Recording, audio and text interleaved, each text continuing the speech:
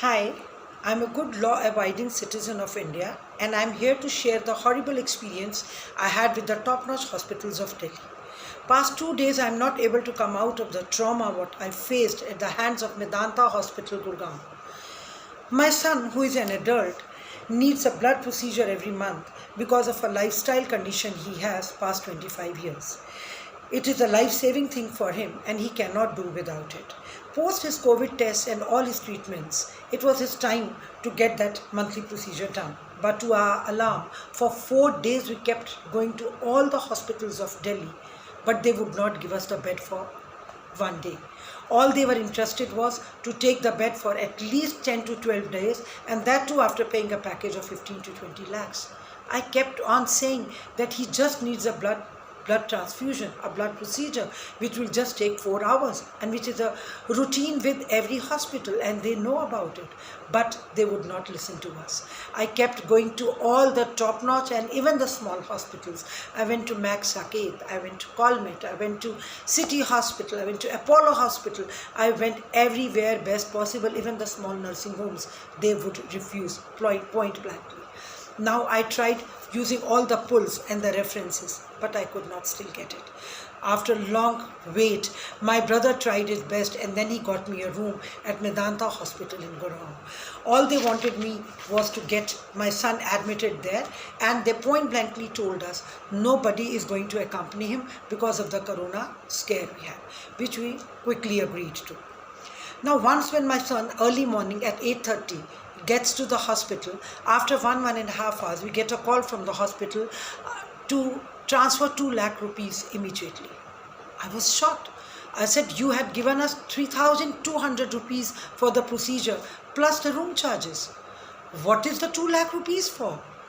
Straight away they kept, they relentlessly refused and said whatever the things are, they are different. As of now, you have got to pay 2 lakhs or then we are not able to do the procedure. I argued with them. I made them understand, and we will not believe they started negotiating with me like a sabji mandi. They said, okay, how much are you ready to give? Would you give 1.5? Okay, would you give 1 lakh? Okay, give us 90,000 rupiah. This was the kind of scenario, and that too on the telephone.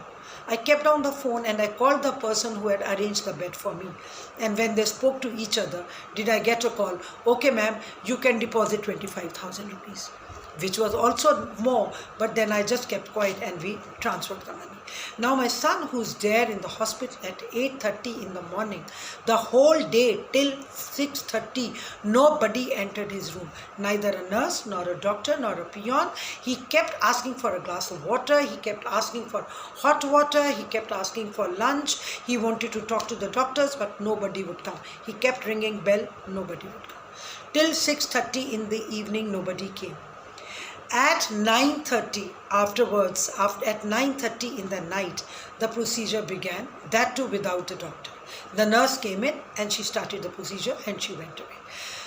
Crossing our fingers and doing the prayers, we said, okay, let the things go on smoothly. And little did we realize when we came to know that the procedure, only half the procedure they were giving. I again started calling doctors in the middle of the night, to which they said, oh, okay, they totally forgot about it and never mind, they'll do early in the morning. We again kept quiet and we prayed, and then early in the morning they began the procedure, which ended at 8 o'clock. Now my son was ready to be discharged. He was all ready. We started calling at the hospital and they again started with the same negotiations. You have to pay this much amount of money more and then only can you discharge your son. That was again something which made us numb. How can they talk like this? I again called that person in between, and that person also just said, whatever best you can do, you do and just get out of it. It completely shook us. What is this all about? But because our son was there, we agreed to it. We again transferred the amount of money they wanted. But still they would make the calls and they kept asking us all irrelevant questions. What kind of a COVID test? What kind of a treatment? Where did you go? When did you go? How did you go? I kept on requesting them, ma'am, all this if you had to ask, you should have asked at the time of admission and not at the time of discharge. When my son has finished with his procedure, payments are paid, discharge slip is made, summary is written, why are you not allowing him to go? To this, they started again asking different questions. And in the meantime, my son called me that, Mom, there is a nurse who has come with 12 or 15 vials and they want to take my blood. And they're saying this is the protocol of the hospital to do the blood test. I kind of screamed on the phone, do not let them touch anything of yours, Tell them we do not want any test and that you are going to get discharged. The nurses went away, and again the hospital people are calling. They are trying their best to convince me, do this, do that kind of a test. The government will not allow this. The hospital will not allow this. And it was 4:30 in the evening without him being given a glass of water. And mind it, the room rent I was paying is 15,000 rupees. And not even a sip of water was he given. Then at the time at 4:30, I lost my mind. I started screaming. I started threatening them. If you do not allow my son to move out of the hospital, I'm coming with the police. I am going to call the women's cell and the police, and I'm right away marching there. To which they call my son and they say, your mom is speaking rudely to us, and whatever best and done, you want to go, you go. We are not going to allow you to go from the lift from here, He was on the 11th floor. 10 times he went till the lift, but the lifts were locked.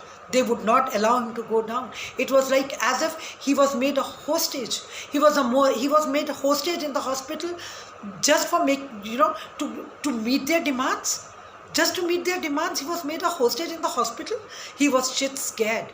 What to do?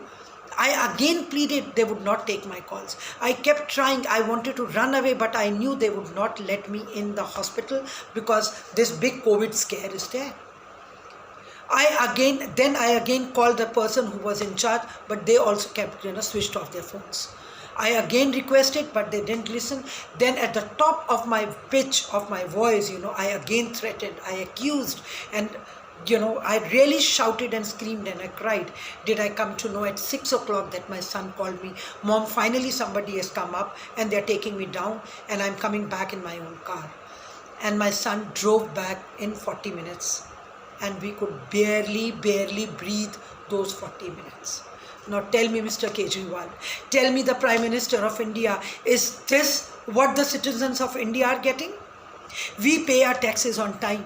We are doing everything best possible. You make us clap, you make us ring the bells for these kind of people? These butcher khanas, what they have made? Save us from these butchers. Save us from these butchers. Today I'm an educated and aware woman. I could still fight. I could still argue. How about the people who succumb to their threats, who succumb to the scare what they put in them? I'm again telling you, nothing is required. Nothing was required. They just try to force us with their pressures, and they try to make us emotional by taking big names of the medicines and the treatments and something, and, fleece money from us. These big hospitals, they take big loans to make big hospitals, and then they fleece money like this. Mr. Naresh Trehan, or I would say Dr. Naresh Trehan, who is the owner of this big hospital, when he comes on the TV, he acts as if he's a devta of some place. But does he know what is going under his nose? How many people are being fleeced? How many people are being killed unnecessarily? Request to the Indian people, please be alert. Be alert not only with COVID, but also with the drivers of these COVID who are driving us crazy. Look into it, Mr. Kejriwal, before it is too late. These hospitals should be shut. They should be closed down. Licenses should be cancelled. However big they are, they cannot play with our lives. They cannot play with our lives.